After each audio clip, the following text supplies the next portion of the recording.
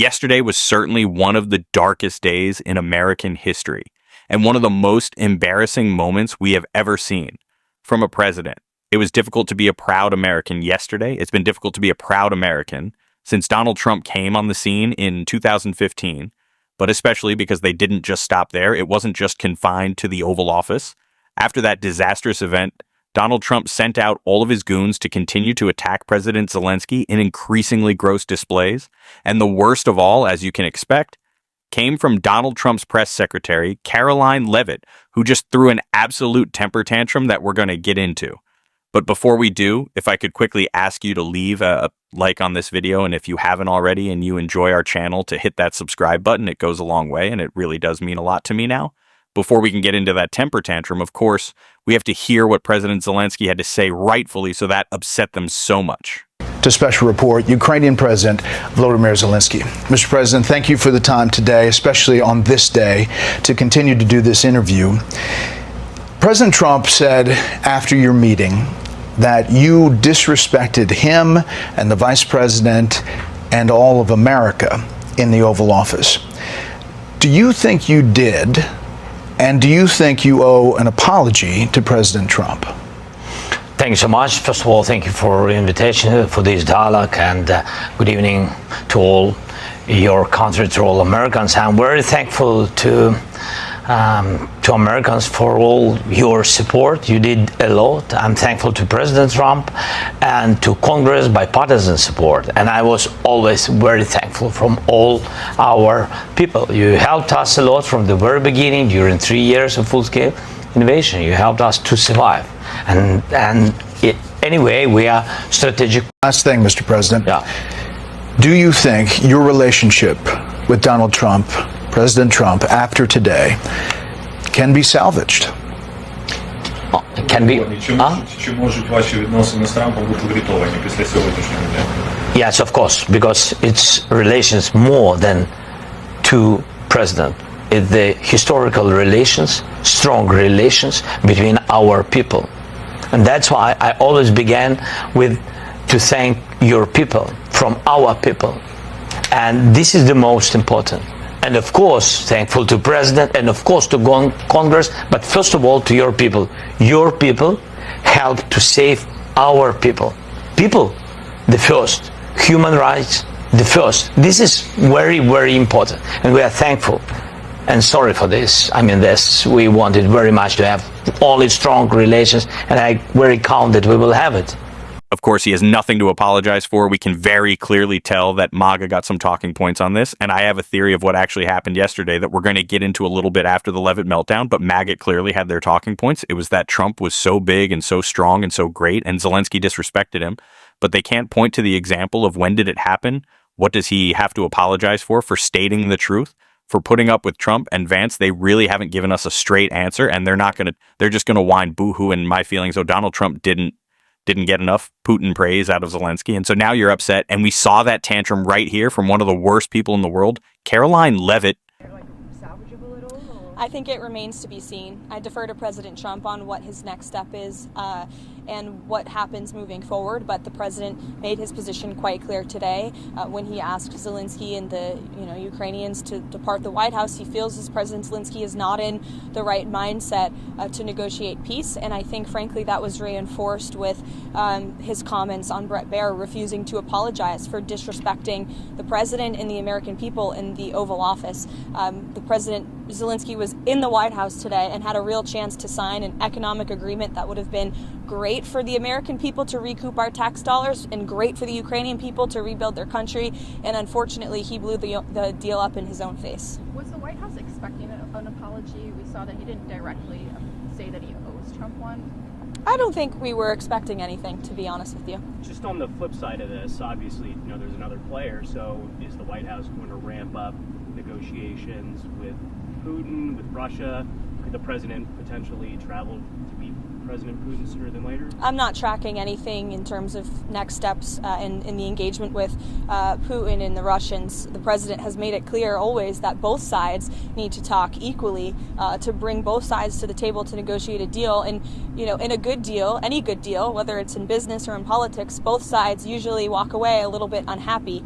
Unfortunately for Zelenskyy, I think he refuses to recognize the practical reality of this war. It's been going on for years. His countrymen are dying, and the people who have been funding this effort, the American people, are sick and tired of footing this bill. So it's a much different situation for him than it was 3 years ago. And as President Trump said today, he doesn't have any cards.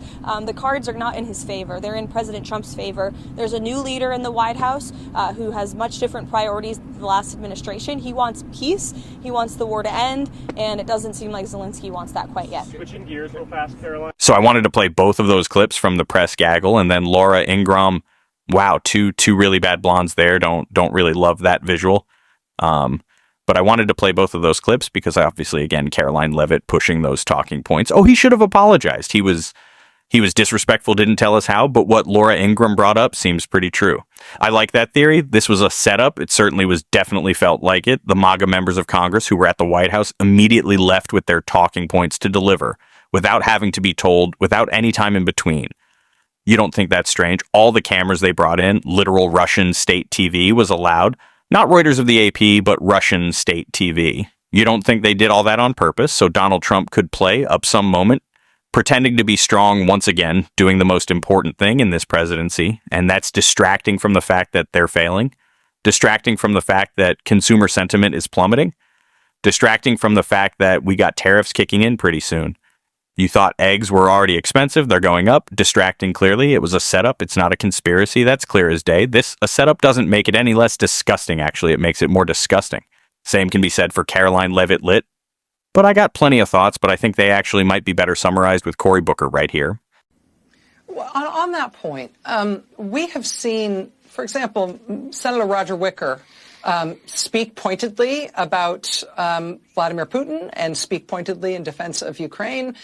We saw him meet this morning with Volodymyr Zelenskyy and post a tweet of him shaking his hand and talking about how much he supports him, saying how much he was there to support him. He just quietly took that down after what happened today in the Oval Office. We saw Lindsey Graham go from meeting with Zelenskyy this morning and praising him and talking about his support for him to demanding his resignation as soon as Vance and Trump put on that display today. We saw Marco Rubio, who is until recently considered to be sort of a realpolitik Republican on foreign policy issues in the United States Senate. He sat there inert in the Oval Office today, saying nothing.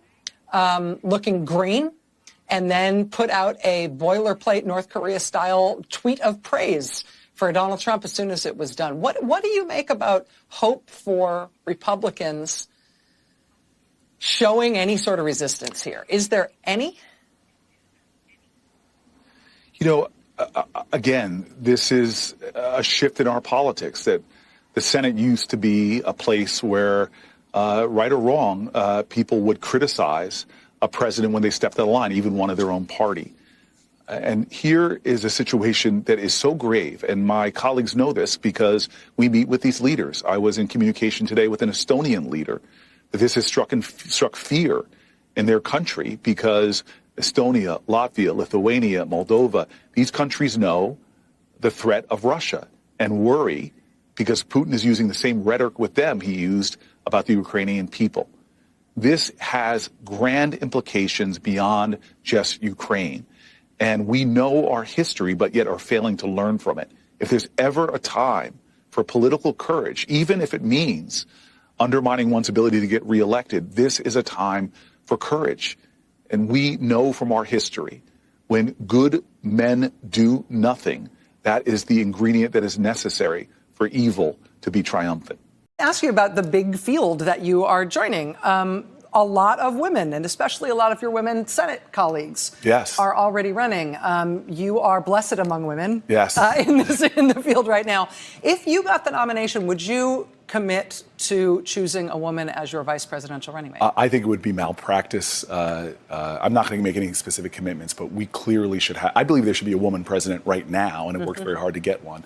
But we have such a great field of leaders. I think that you will rarely see a Democratic ticket anymore without gender diversity, race diversity. I think it's something that we should have. So I'm not going to box myself in, but should I become it, I'll be looking to women first. A gross display. But at this point, what we've come to expect from these people, what do we always say on the show? I know I can't hear, but never surprised, always disgusted. It's what it is. We've come to expect.